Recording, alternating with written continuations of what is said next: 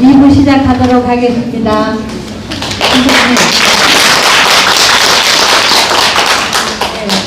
선생님은 개인전을 서울에서 3회나 하셨습니다. 화가이시기도 하십니다. 여기 저가 선생님께 요청해서 선생님이 그린 그림들 속점을 가지고 왔고 엽서도 좀 가져왔는데 선생님 시에는 여러분이 보다시피 선생님의 그림에는 시가 들어있습니다. 저는 이 그림을 한 편의 산문으로 이제 쓴다든가 이렇게 하면 좋은 아름다운 산문이 될 거라고 그림을 볼 때마다 이런 생각이 듭니다. 그리고 이 의자 이런 의자에 앉아보고 싶죠. 아름다운 이 의자는 비어있지만 여기 앉아있는 여인은 아름다운 여인입니다. 그게 자기 자신이라고 생각하면서 여러분 그림 봐주시고요. 선생님 이렇게 그림을 그리는 게 어렵습니까? 이제 수필이라든가 시를 쓰는 게 어렵습니까? 이 90평생 살아보니까 쉬운 일은 하나도 없어. 밥을 뜯고 힘들어.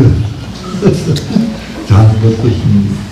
근데 그런 질문을 자주 받고 선생님은 좋겠습니다. 그림이 안 되면 그림 그리고 그림이 안 되면 글 쓰고 그런데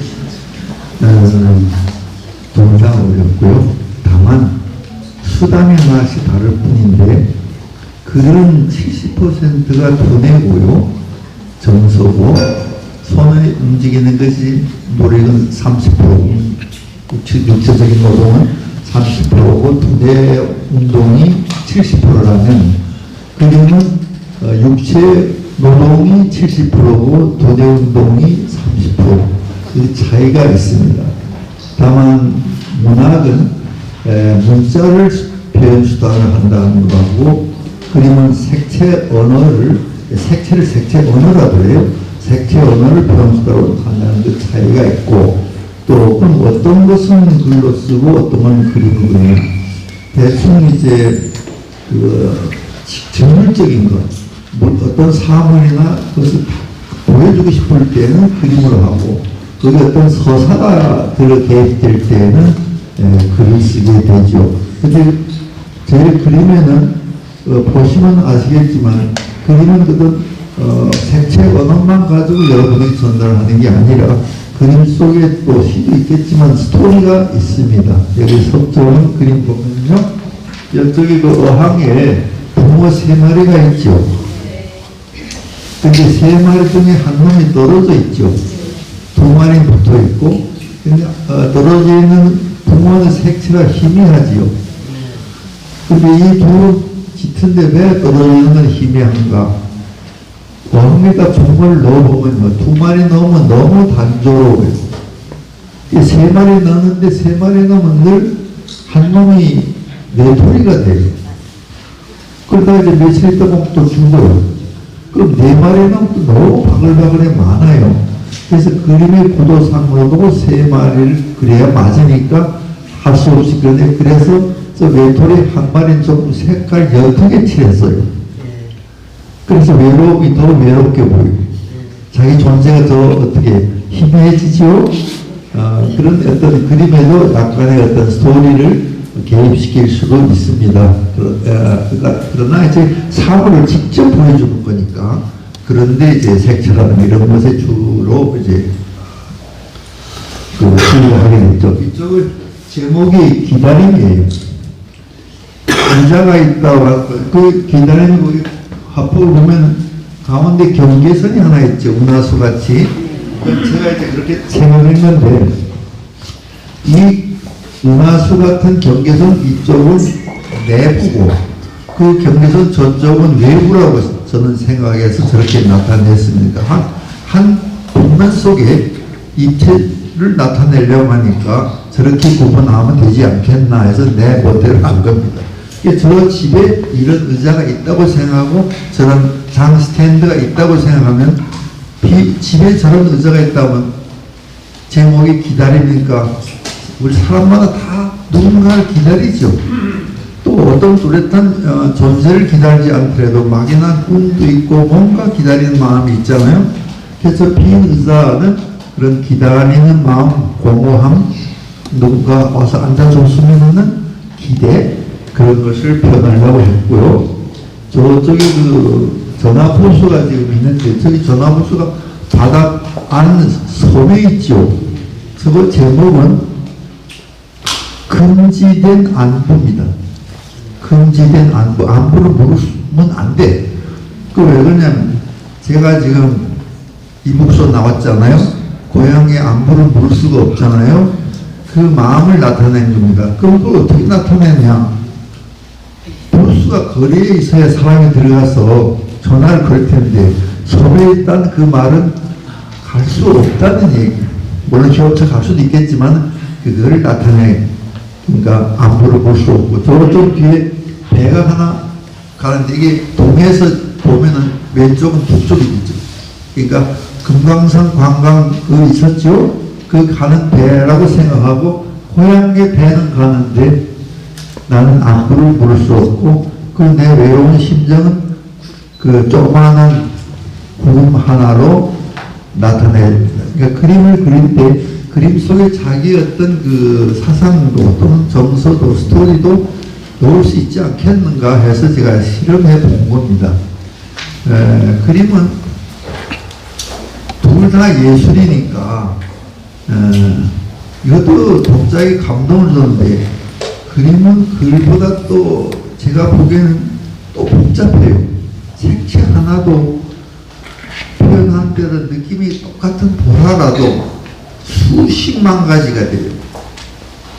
여러분 국어 사전에 어휘가, 우리 국어 대사전에 어휘가 몇 자가 있느냐는지 보면 한 30여 단어가 있습니다.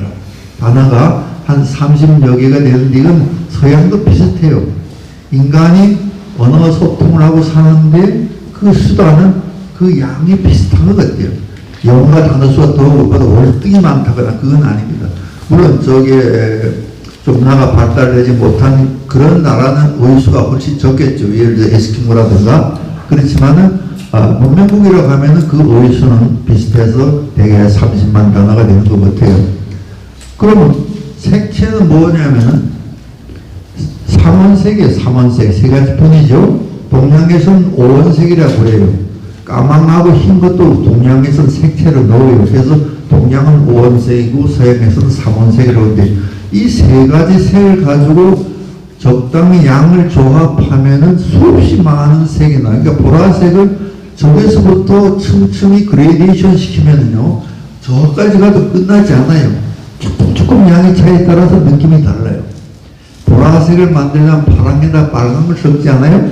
그보다 또 흰 걸 조금 더 섞으면 또 다른 색이 나오고, 그보다 또 노랑을 쓰면 또 다른 보라가 나오니까, 제가 생각에는 삼원색을 가지고 색채원으로 어휘를 만든다면 30만 가지 이상의 색채를 낼 수 있겠다. 그래서 비슷해요.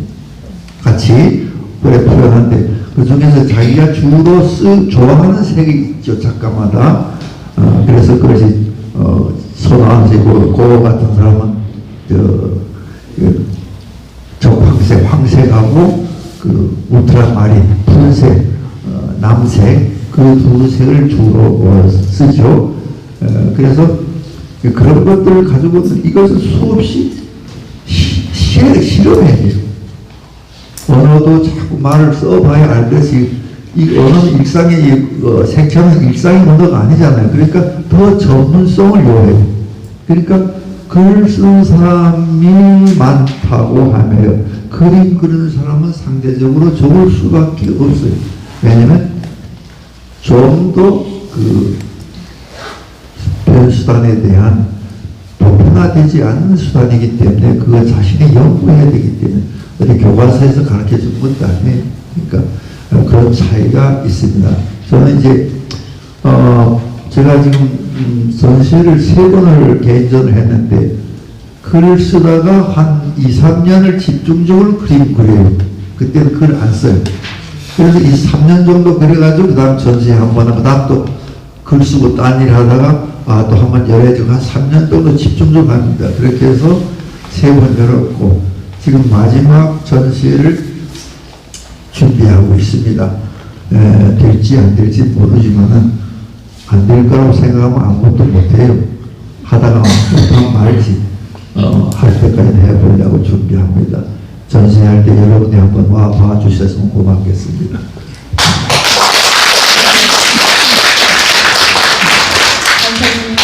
선생님으로부터 여러분이 그림 설명을 이렇게 들은 것도, 선생님이 이렇게 그림 설명을 여러분한테서 하는 것도 난 처음이라고 생각됩니다.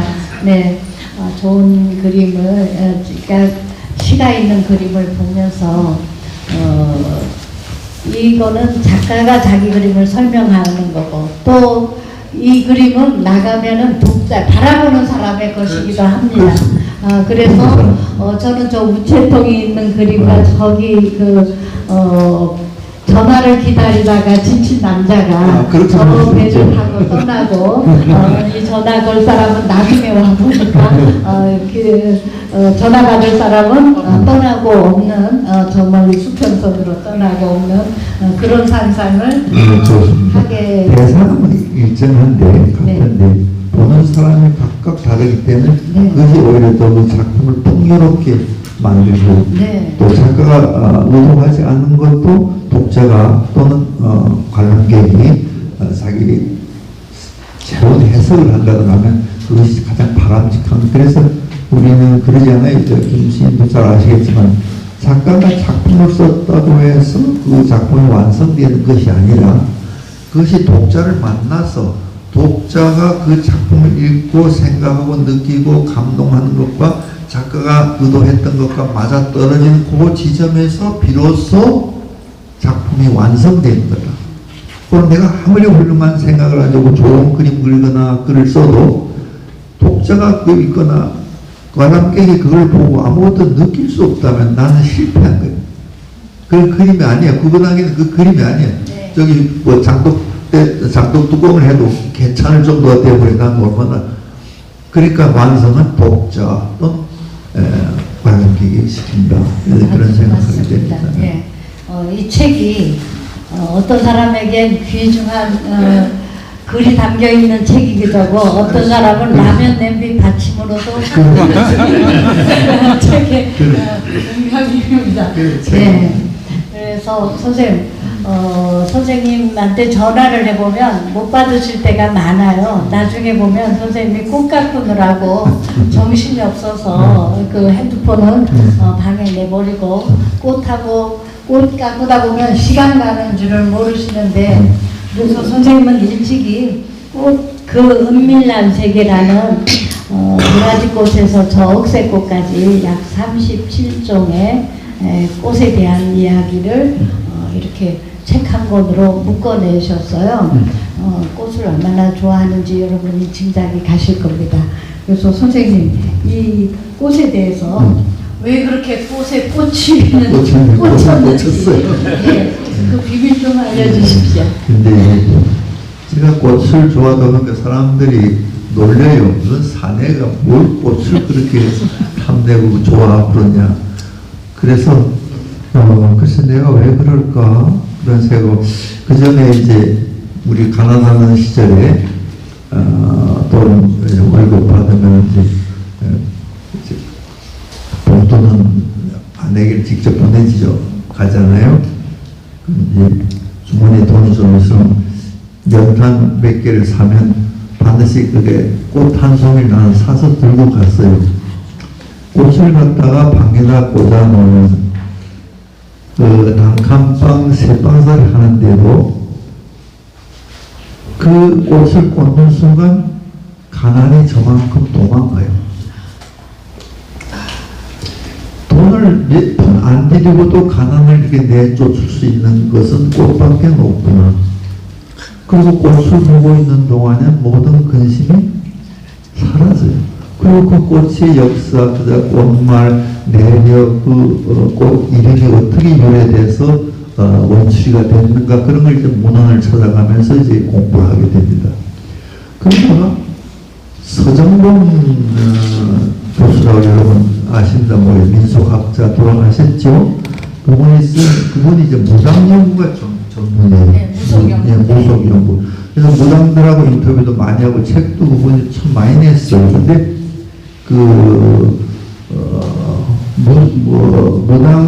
무속인과의 그 연구한 책을 읽었는데 거기 이런 말이 있습니다. 무당들은 혼자 빈 방에 있기를 좋아한다. 그것도 태아와 같은 자세로 있기를 좋아한다. 아무것도 걸치지 않고 쪼그리고 무릎을 끌어안고 앉아있다. 그리고 무당들이 있죠. 신령 모시는데 보면 온갖 조화를 많이 고장놓고 걸고 그러지 않아요? 네. 무당들은 꽃을 좋아한다고 그래요. 그 다음에 또 뭘 좋아하냐면 새를 좋아한대요. 그러면서 뭐라고 하냐면 꽃은 사랑을 받고 싶은 마음이야. 사랑의 결핍을 보상받고 싶은 마음에서 자기가 꽃을 좋아하면서 꽃이 된 기분이 꽃이 사랑을 받죠. 그러니까 자기가 꽃을 좋아하면 그거하고 자기를 동일시하는 거예요. 꽃과 자기를. 그러니까 나를 좀 꽃처럼 사랑해 좋아하는 게 되게 무속인들 보고 삶이 녹록지 않은 분들이 많죠. 실패한 사람들 그렇지 않아요?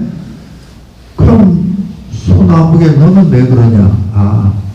일찍이 어머니를 여인 것에 대한 보상 심리가 아니겠나? 나도 사랑을 많이 받고 싶었는데 어머니가 일찍 돌아가셨으니까 그것을 나는 꽃을 좋아하는 것으로 보상받고 있는 건 아닌가? 그런 생각을 하고 또 새도 많이 좋아하니까 새는 구속으로부터 탈출하고 싶은 욕망. 그래도 제 달팽이가 있습니다만은 우리가 인간은 물론 이 실존적 현실에서 다 도망가고 싶지 않아요? 우리를 구속하는 게 얼마나 많아요. 사회제도가 구속하고 경제적인 결핍이 구속하고 우정이니 뭐니 그런 인간관계에서 또 우리는 구속받잖아요. 정말 자유로운 사람은 거의 없다고 생각해요. 그러니까 훌훌 날아가고 싶지. 그래서 새를 좋아한다고. 그래서 제가 꽃을 좋아하는 이유를 서운정범 교수의 무당 연구를 통해서 깨달았습니다. 그래서 아까도 말했지만 당호도 방아제라고 지었습니다.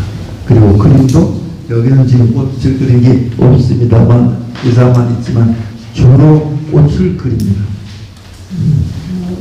그러니까 선생님이 꽃을 좋아하는 건 사랑이 고파서라는데 이건 선생님 형편만 아니고 여기 꽃 좋아하는 분들 굉장히 많은 것 같은데요. 우리 모두 사랑이 그립다라는 그런 말이 되겠습니다. 저도 시골에 가서 꽃 길러보고 실컷 길러보고 죽으려고 시골로 가서 사실 꽃 보다 보면 시간 가는 줄을 몰라서 그냥 순식간에 시간이 가버리고 이렇게 하는데 선생님이 꽃사랑이 제주도에서 활짝 꽃피기를 바라봅니다.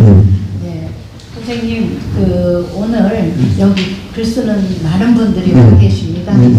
그런데 글 잘 쓰고 싶은 분들 모든 열망이 우리 모두 명작까지는 아니더라도 내 마음에 드는 글 한 편은 남기고 싶다. 이런 열망들을 가지고 있는데 선생님 오래 남을 그런 좋은 글을 쓰는 비결을 아까 문장론에서 잠깐 세 가지를 들어주셨지만 지금 한 사람 한 사람의 손을 잡고 말씀해 주시듯이 좋은 글을 쓰는 비법을 또 한 번 말씀해 주십시오. 아까 세 가지를 말했는데 언어를 가지고 공부하는 얘기고 이번에는 자세. 글 쓰는 사람의 자세, 태도, 그걸 말씀드릴게요. 아까 그거 다 안다고 하더라도 이 태도가 자세가 없으면 글도 그립고 그림도 뭐든지 다 안 돼요. 이 마지막 태도가 제일 중요합니다. 한마디로 말하면 여보 적자 생존이라는 말 아시죠? 퇴고 생존 이렇게 생각해요. 퇴고 퇴고해야 살아남는다. 퇴고 생전. 그렇게 생각하면 됩니다. 퇴고라는 게 뭐예요? 제일 처음에 여러분 온 것일 때 그걸 우리가 초고라고 그러죠. 그 초고를 자꾸 고쳐가죠. 그래서 마지막에 이렇게 다 끝났다. 이제 더 이상 손댈 데 없다. 만족스럽지는 아니고 여기서 이제 끝낼 수밖에 없다고 해내는 것이 탈고죠. 탈은 돛을 탈자라잖아요. 그래서 초고에서 탈고까지 가는데 수없이 많은 퇴고 과정을 거쳐야 돼요.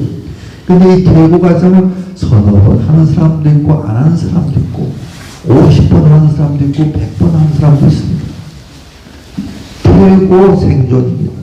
적자 생존이 아니라 퇴고 생존입니다. 그 순서는 예를 들어서 벌법 같은 분은요 퇴고를 안 해서 그냥 타자로 다 쳐서 내요. 그러니까 문장이 아주 쉬워요. 그 대지라든가 어머니 소송이라든가 북귀노선 편지라든가 다 쉬운데 그렇지 않고 퇴고를 많이 하는 대부분 사람들은 다 퇴고합니다. 회명리에 여러분 잘 알죠. 문장이 쉽지만은 그 무기여 자기거라는 영화 보였거나 책을 읽으셨죠. 그 소설의 전방부를 50번 고쳤었어요. 50번. 회명리에는 제자가 없어요. 제자를 키우지 않았어요. 이걸 제자라고 해야 할지 모르겠지만 딱 한 사람이 있어요. 그 누군가면 회명리가 너무 좋아서 저기 북미에서부터 그 돈 없으니까 기차 공짜로 타고 투덕을 타고 그러고 회명리 집을 그게 어딥니까? 회명리에 가려면 플로리다 그쪽인가? 샌디에고 그쪽인가? 거기까지 와서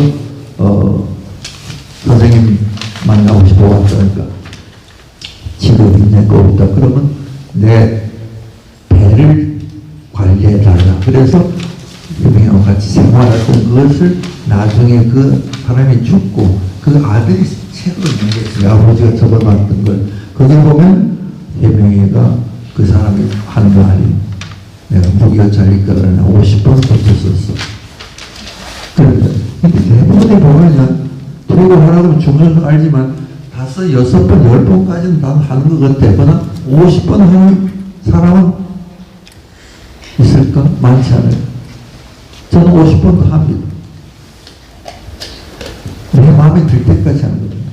근데 여러분이 10번 찍어 안 넘어가는 나무 없다 그러죠?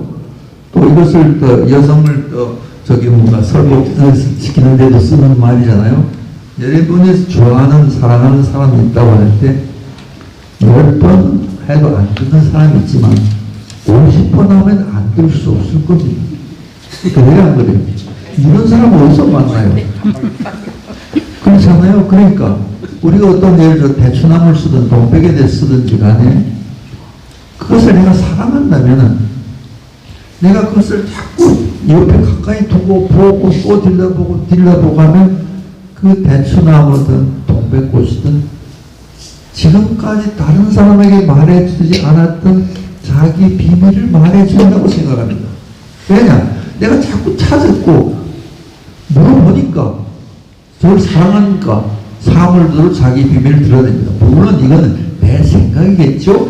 내가 그 사물을 자꾸 보면 생각이 자꾸 나는 겁니다. 무슨 생각이? 그러면 그게 어떻게 되겠습니까? 생각지 않았던 내용이 나옵니다. 그래서 글을 써보면 아시겠지만 한 문장을 써놓으면 그 다음 문장이 저절로 나올 때 있어요. 그건 내가 생각도 안 한 문장인데. 그렇잖아요. 그래서 한 단어를 쓰면 그 단어가 다른 단어를 또 끌고 와요. 그럼 대화를 하는 동안에 그런 일이 자꾸 일어나는 겁니다. 그러면 문장이 저절로 좋아질 수밖에 없습니다. 어떤 분들은 이제 원고 쓰다 안 돼, 버려, 이건 안 써, 이러지만 저는 하나의 제재를 딱 잡으면 거의 10개를 제재를 잡아서 글을 쓰기 시작했다면 하나도 거의 버린 적이 없습니다. 한 100편을 썼다면 거기서 한 2~3편은 도중에 버린 적이 있지만 한번 잡으면 끝을 봅니다. 나 같은 사람을 연애하면 지독 같아요. 스토커 기질이 있어요. 그러니까 여러분 스토커가 되세요. 그래서 대개 사람들은 조그만 성공에 만족해 버리고 말해요. 이 소성에 만족하지 말라. 대성을 하려면 소성에 만족하지 말라. 그래서 내가 제자들이들 하는 말이 백척간두 진일고 마라. 내가 불교에서 쓴 말이죠. 백척이라고 하면 1척이 얼마입니까? 30cm로 100척이 뭐면 300m죠? 그럼 장대가 얼마나 길어요? 300m. 그 끝에 섰더라도 한 발 더 나가라. 그 끝이 다 끝이라고 생각하지 말라. 그런데 백척간두에서 한 발 더 내리면 떨어져 죽습니다. 그다음 그런 백척간두에서 진일보했다 떨어지지 않아요. 안심하고 다 됐다 생각하지 말고 묵혀뒀다가 또 꺼내보고 또 몇 달이고 지나서 또 꺼내보고 책을 잡지에서 온 거 할 때 보내면서 또 고치고 잡지에 나온 거 보고 또 잘못해 또 고치고 그래서 책 낼 때 또 고치고 살만한 집은요 단번에 완성되는 게 아니에요. 사람이 살기 편한 집은 조금씩 조금씩 개조해 가면서 마지막에 자기 목짓게 딱 맞게 집을 짓는 거예요. 그때 비로소 완성됩니다. 이 집을 오늘 딱 준공식에서 끝났다 완성 아닙니다. 살면서 여기 좀 부족해 또 붙이고 여기 좀 부족해 또 붙이고 그래 가면서 그 집이 완전하게 내가 살기에 좋은 집이 만드는 것과 마찬가지로 그를 사랑하세요. 퇴고를 게을리하지 마세요. 조그마한 성공했다 해서 잘 썼어. 나 좀 너 이거 좀 봐. 그러지 마세요. 끝까지 정말 완성될 때까지 붙잡고 늘어지시오. 그러면 꽃도 나무도 구름도 바람도 자기 비밀을 다 여러분에게 실토할 겁니다. 내가 하나 예를 들게요. 내 책을 읽으면 우리 대추나무라는 수필이 한 편이 있어요. 그 수필 한 편 완성하는데 10년 걸렸어요. 왜 10년 걸렸어요? 처음에 대추나무의 그 기절도 모르지, 단풍도 안 들지, 가시는 또 고집이 세고 그런 나쁜 점만 쭉 말했어요. 대추나무 나쁜 것만이 아니거든요. 그 대추알이 모든 한약재에서 감초는 빠져도 대추는 안 빠집니다. 그만큼 소중한 것이 대추예요. 그런 좋은 점이 있거든. 또 열매가 많이 열리잖아요. 반드시 제사상에 또 올라가는 과일입니다. 근데 앞에서 대추나무 나쁜 점 쫙 말하고 이제 좋은 점 말하니까 뭔가 바꿔야 될 거 아니에요. 근데 그 사이를 넘어가는데 안 되는 겁니다. 물론 설명하고 넘어가도 되지만 내가 바라는 구절이 안 나오는 겁니다. 그래서 그렇게 대추나무는 이제 여름이 지나고 그 다음에 보살것은 연배를 맺는다. 가을이 되면 대추알이 열어서 우리에게 모든 이로운 걸 이야기 되고 마치 열매가 많은 걸 보면 다산성의 우리 어머니들 연사 이게 끝냈는데 넘어간 데가 감동적인 리가 없어. 이리로 넘어갈 때 뭔가 있어야 될 거 아니에요. 그것이 도저히 생각이 안 나는 거예요. 그냥 늘 돈만 해. 근데 생각 안 났나? 그럼 그냥 그걸 끝냈어야 되는데 내가 스토커가 돼서 그래서 끝내지 못해. 그 요즘은 생각하다 보니까 떠올랐어요. 그 구절이 그 책에서 바로 핵심 구절이에요. 그렇게 보잘것없던 대추나무에서 추석이 가까워질 무렵에 쳐다보면 그 자만호 같은 대추알이 칠금령처럼 와르르 묻어져 내린다. 그러니까 여름에는 보이지도 않아. 대추가 작으니까 이파리 가르. 근데 어느 날 가을 추석 김새쯤 되면 대추가 붙기 시작하네요. 모르고 있다가 쳐다보는 어느 순간에 그렇게 자만호 알죠, 여러분? 보석. 예, 보석. 그 다음에 칠금령은 뭡니까? 무당들이 흔드는 7개의 방울이 달린, 쇠방울 달린 그게 대추알이 달린 것이 많이 달린 거예요. 그 칠금처럼 소리를 내면서 산사태처럼 와르르 무너진다. 그 구절을 얻기 위해서 10년이 걸립니다. 옥고의 말이라. 그런 각오를 가지고 백척간도 진일보 퇴보만이 살기. 여러분 잘 들으셨죠? 예, 그래서 지금 선생님이 10년 만에 자만호 같은 그 부분과 이제 칠금령 같은 방울소리, 음악성과 그러니까 지금 마지막 그 시한 구절을 집어넣으려고 10년을 기다리신 거예요. 그러면서 그 대추나무에 불이 바짝 들어온 그런 느낌이 드는 수필 한 편이 되는 거죠. 그래서 수필을 길게 쓰는 게 좋은 게 아니라 길고 짧고는 문제가 아니다.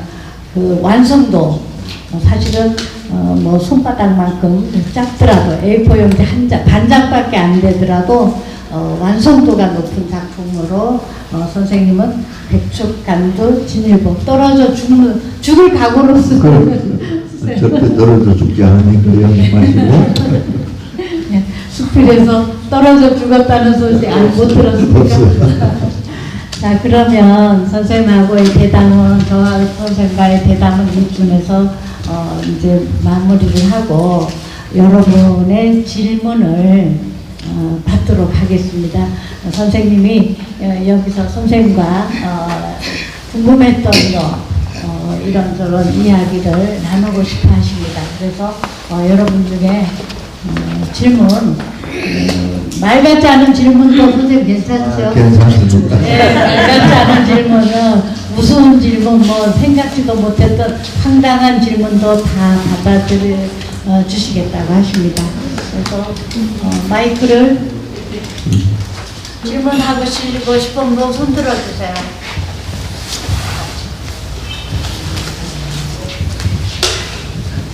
여기.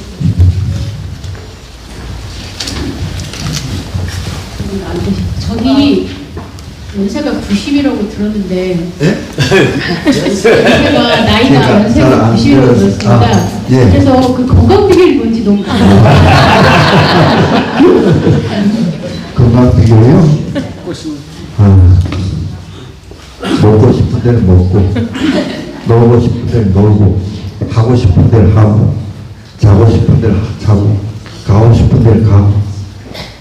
그랬더니 이렇게 됐어요. 선생님 그게 몇 살 때부터 그렇게 하셨어요? 아마 철들어서부터 네, 뭐 젊어서 술도 많이 먹고 길거리 쓰러지기도 했고 포공도 많이 했고 그랬어. 그리고 가고 싶은 데가 제주도 내가 이리 온다 보니까 뭐라고 하는데요, 제 친구들이 그 나이에 모두 병원 가까운 도시에 있어야지 왜 시골로 가냐면서 내가 뭐라 자연이 병원이다. 자연이 병원이다. 그래서 이렇게 건강한 것도 그겁니다. 그래서 정말 병원에 가긴 갈 때가 옵니다. 이렇게 해도 언제나 오겠죠? 그럼 그때 가도 늦지 않아요.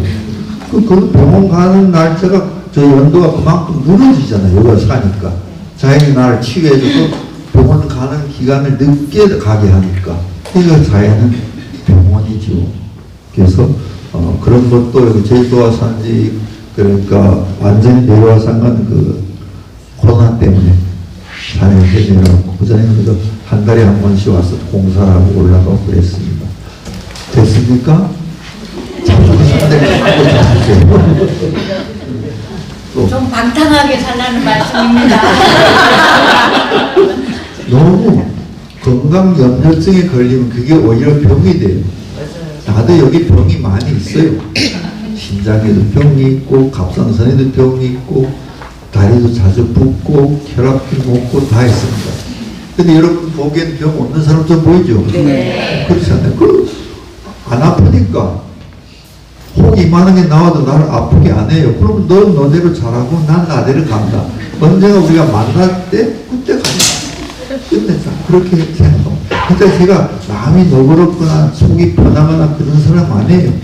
굉장히 예민한 사람이에요. 화도 아까 잘 낸다고 그랬죠? 그런 사람인데 그 사는 것만은 그래요.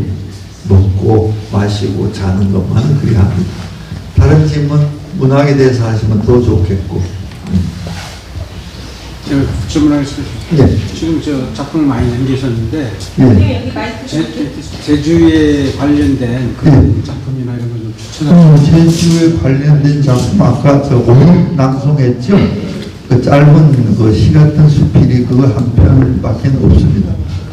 여기 와서는 그림을 지금 그리고 글을 안 쓰려고 온 건데 이제 전시회 준비를 하고 그래서 이제 언젠가 또 제주에 대해서 이번에 마라도 가파도 그게 이제 갔다 왔으니까 그림 그리든가 그런 쓰긴 할 겁니다.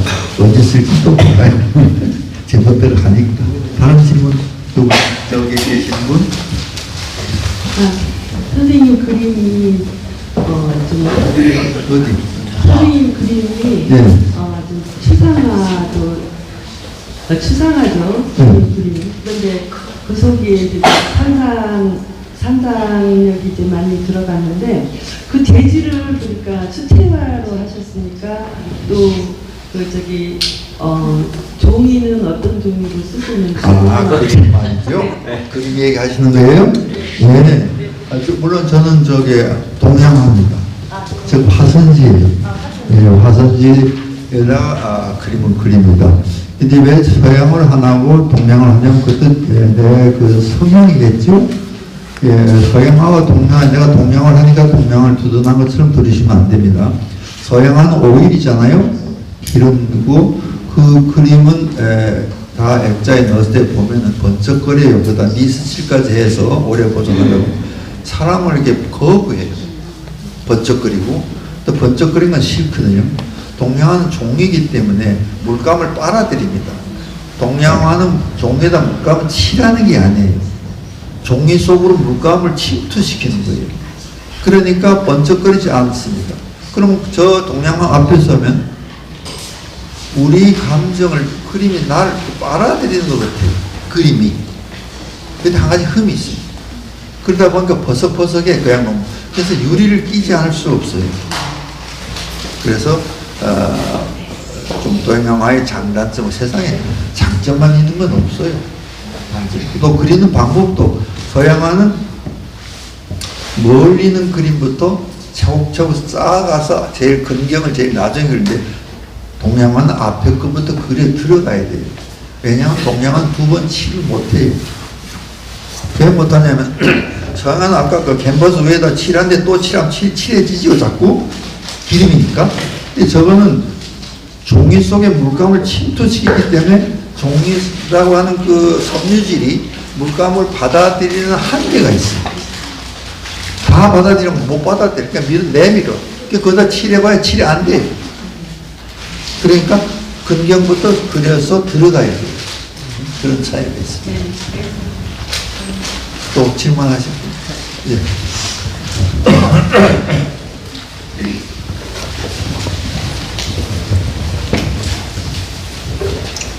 선생님 평소 제가 존경하는 그 선생님 감사합니다. 강의를 듣게 돼서 굉장히 뿌듯하고 기쁩니다. 제가 수필 강의를 할 때 그 선생님이 지은 그 책을 가지고 교본으로 써가지고 강의를 했었습니다.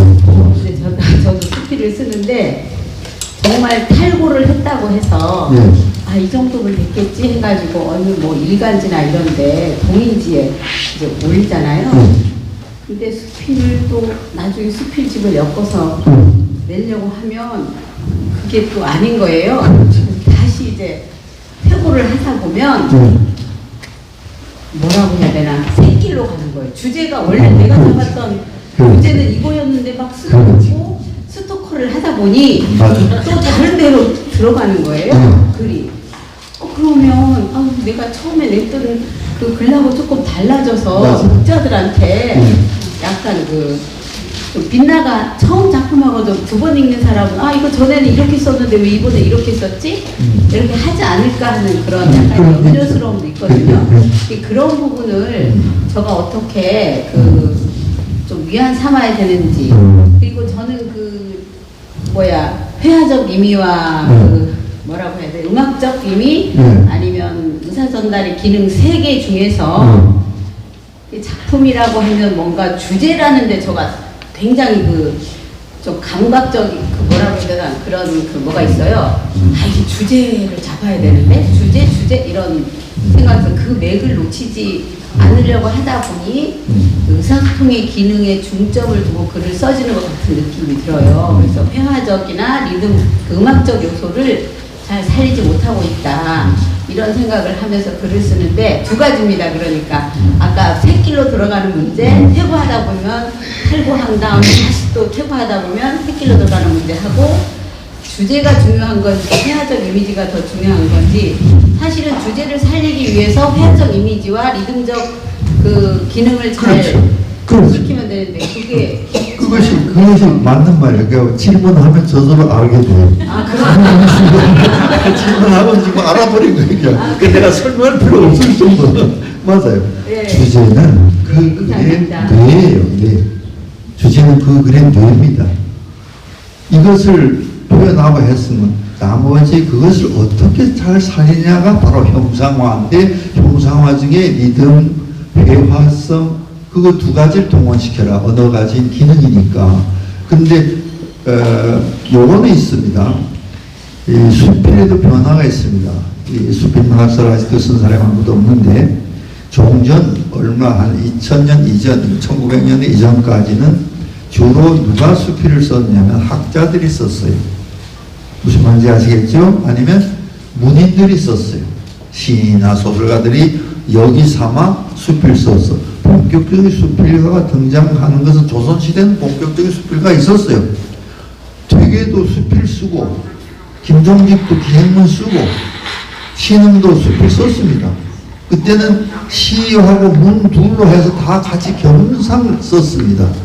그런데 근대 문학에 오면서부터 수필이라는 서양의 에세이라고 생각하고 우리 문이라는 것보다는 에세이라고 생각해서 학자들이 주로 쓰다 보니까 학자들은 무엇에 두고 중점을 두는 사람들입니까? 어떤 의미성, 주제. 그러니까 주제가 없으면 안고 오면 빵이다 이렇게 생각하는 겁니다. 그런데 문학이란 주제가 그렇게 뚜렷하지 않습니다. 문학의 주제가 앞에 나서면 그 문학은 실패. 왜? 감동을 주지 못하기 때문에. 그건 마치 뭔가 웅변처럼 어디서 막 내리고 설교하는 것 같아요. 그럼 주제가 살아있죠. 내 사상은 이렇게 해라. 근데 문학은 아니에요. 설교가 아니에요. 우리가 조교를 하듯이 발바닥에서부터 차츰차츰 온도를 높여서 머리까지 가게 하는 게 문학입니다. 감동은 밑에서부터 올라와야 됩니다. 귀납법이지 연역법이 아니에요. 너무 그 학자들이 하니까 주제의식이 뚜렷한 그런 글 써왔으니까 요새 지금 여성 수필가가 많아지니까 그런 학문적인 어떤 그 핵심이라든가 통찰이라든가 이건 조금 부족한 면이 있거든요. 그러니까 이거 주제가 없다. 이거 뭐 주제가 빠지네. 주제가 뭐냐 물어보고 당황하고 내가 못 쓴다고 하는데 문학은 표현의 그 현실감, 아까 말한 실감만 줘도 그래서 감동을 줘도 그건 성공하고 너무 주제의식하지 마.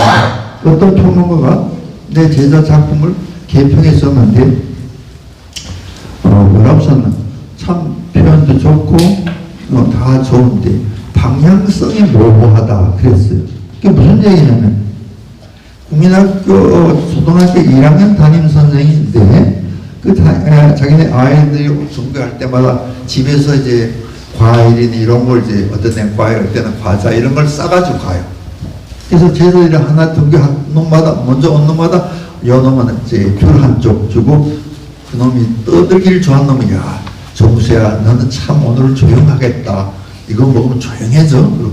말 안 하는 녀석에게는 또 하나 주면 너 이거 먹으면 발표 잘할 거야. 이런 식으로 그 몇십 명 되는 아이들 30명 되는 아이들 다 그렇게 해놓고 이제 가르친다. 그걸 이 얘기를 썼어요. 그것만 하고 없어요.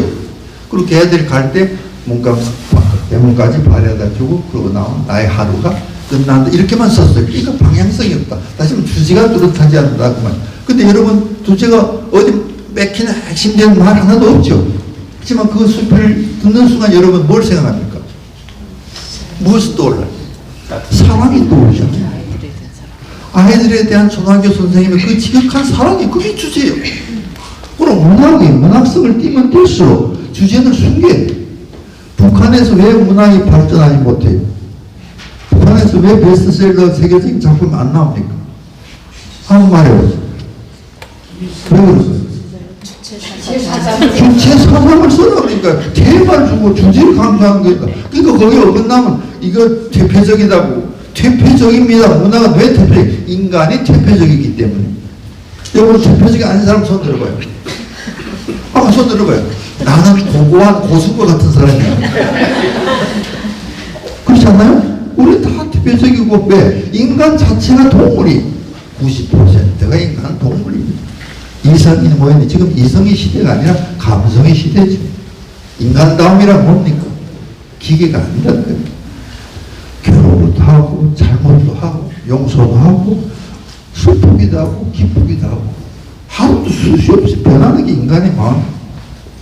그것을 인간성을 리얼하게 표현해서 감동받아서 그 사람이 그 책을 읽으면서 아까 말한 것처럼 A로 해석하든 B로 해석하든 C로 해석하든 그건 독자의 마음입니다. 그래서 그렇게 해서 여러 한 편의 소설이나 시지만 독자가 1000만 명이면 1000만 명이 글이 되는 거예요. 너무 주제를 의식하면은 도학자가 돼서 문학성이 떨어져 감동 못 줍니다. 그러니까 그 선을 또 그렇게 해서 주제가 간접적으로 아까 주제에 있었죠. 간접적으로 주제가 있기도 없으면 되는 겁니다. 꼭 주제 들어야 한 구절 딱 때려야 되는 건 아닙니다. 또 때리시면 때리세요.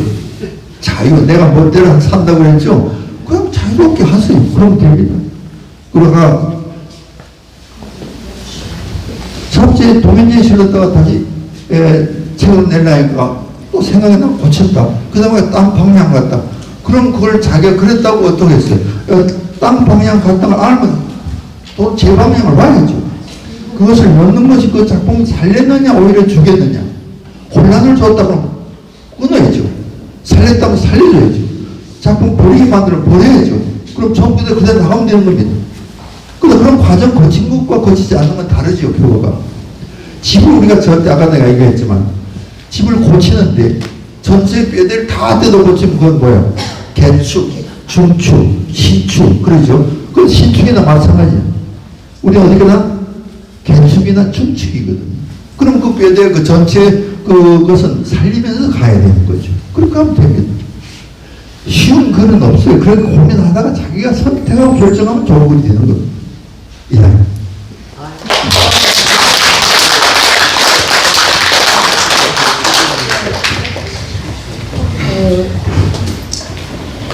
질문 또 있습니까?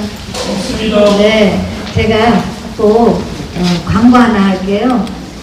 이거는 선생님이 조선시대 학자들이 명문장을 뽑아내서 한문으로 쓰여진 문장을 명문장을 뽑아내서 선생님이 번역한 걸 이제 다듬은 책이에요. 책값도 비싸지 않아요. 9,000원인데 제가 선생님한테서 선물 받고 읽어보니까 좋은 글이 너무 많은 거예요. 아까 적자 생존, 적는 자만이 생존한다.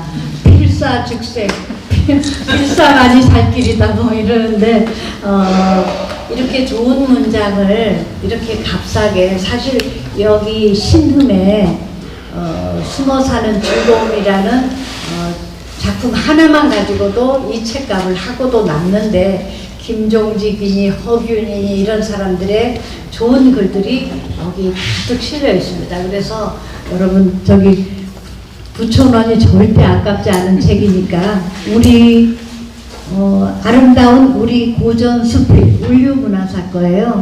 그래서 여러분 꼭 사서 읽어보시고 저를 필사해 보시기 바랍니다.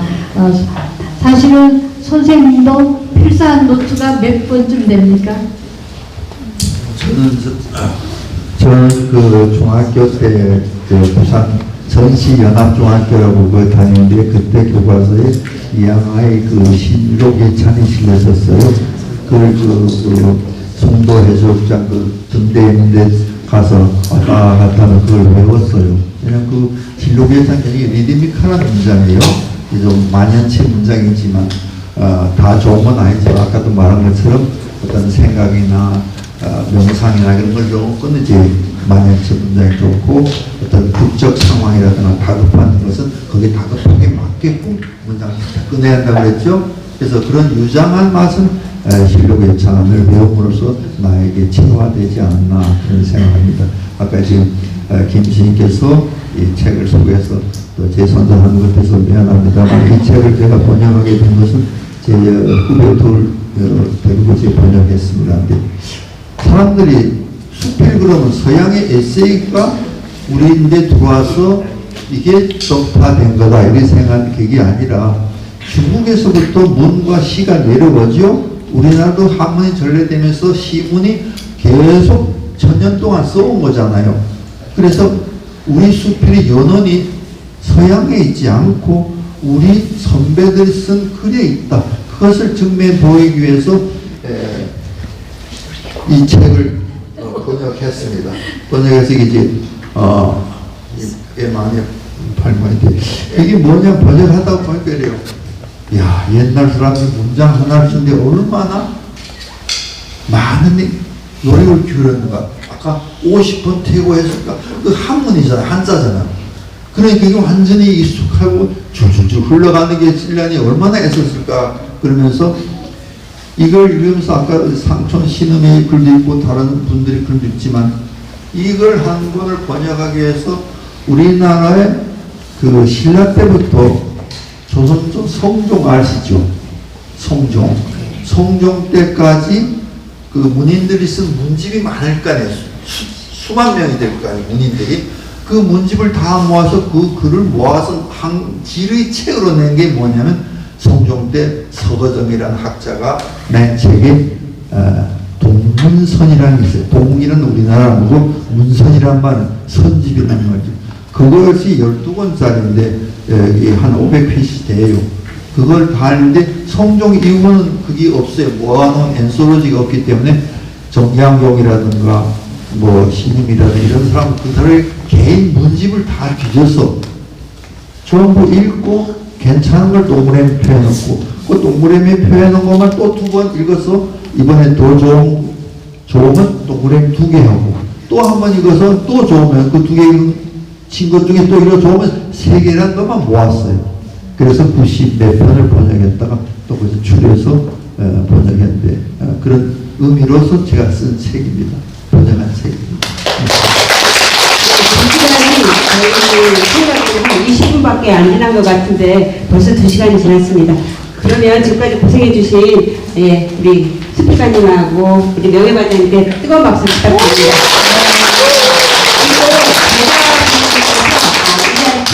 그리고 하고 꽃대발을 갖고 오셨습니다. 진정 축하드립니다.